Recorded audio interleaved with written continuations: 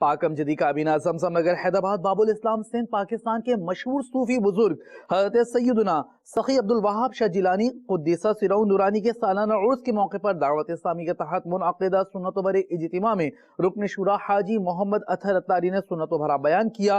آپ نے رکن شورا حاجی فاروق جیلانی عطاری نگران پاکم جدی کابینہ اور دیگر اسلامی بھائیوں کے ہمراہ مزار پر انوار پر حاضری کی سعادت حاصل کی، اسلامی بھائیوں سے ملاقات بھی کی، جبکہ درگاہ شریف کے چیئرمین الحاج گلشن الہی اور دیگر اسلامی بھائیوں نے اس موقع پر مدنی چینل کو اپنے تاثرات بھی دیے۔ جبھی میلی نہیں ہوتی دہن میلا نہیں ہوتا، جبھی میلی نہیں ہوتی دہن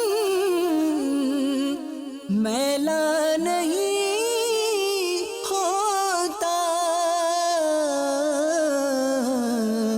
غلامان محمد کا کفن میلا نہیں ہوتا۔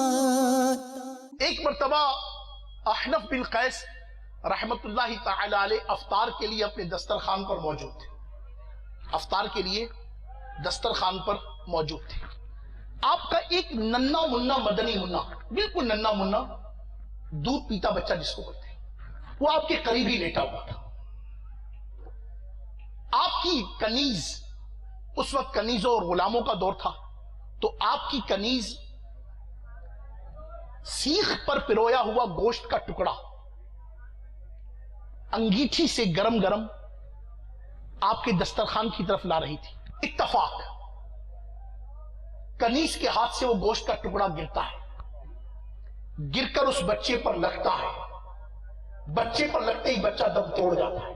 سیدنا احنف بن قیس رحمت اللہ تعالی علیہ آپ ایک نگاہ اس کنیز کو دیکھتے ہیں اور ارشاد فرماتے، جا میں نے تجھے اللہ کی رضا کے لیے آزاد کر دیا۔ تھوڑا سا ریئلائز کیجئے، ہمارے گھر میں امپورٹڈ ٹائلیں لگی ہوئی، کسی کام کرنے والے یا کام کرنے والی سے ایک ٹائل ٹوٹ جائے، ہمارے کچن میں امپورٹڈ اٹلی کا کچن سیٹ رکھا ہوا ہے، بہترین، اس کی ایک پلیٹ پھڑاک سے نیچے گری، ٹوٹ گئی، ایک کپ، اس کے نیچے کی ساسر، ہمارے گھر میں کام کرنے والی سے وہ ساسر ٹوٹ گئی، ساسر نہیں ٹوٹتی، اس کی سانس رک جاتی ہے۔ اب کیا ہوگا؟ آپ غور کریں، روزمرہ کے معمولات زندگی کا غور کریں، اپنی نجی زندگی، اپنی خاندانی زندگی، اپنی گھریلو زندگی، اپنی کاروباری زندگی، اپنی دفتری زندگی، ہم کر کیا رہے ہیں اور اس کرنے کے نتیجے میں ہمیں حاصل کیا ہو رہا ہے؟ جبھی میلی نہیں ہوتی دہن میلا نہیں ہوتا، جبھی میلی نہیں ہوتی دہن میلا نہیں ہوتا، غلامان محمد کا کفن میلا نہیں ہوتا۔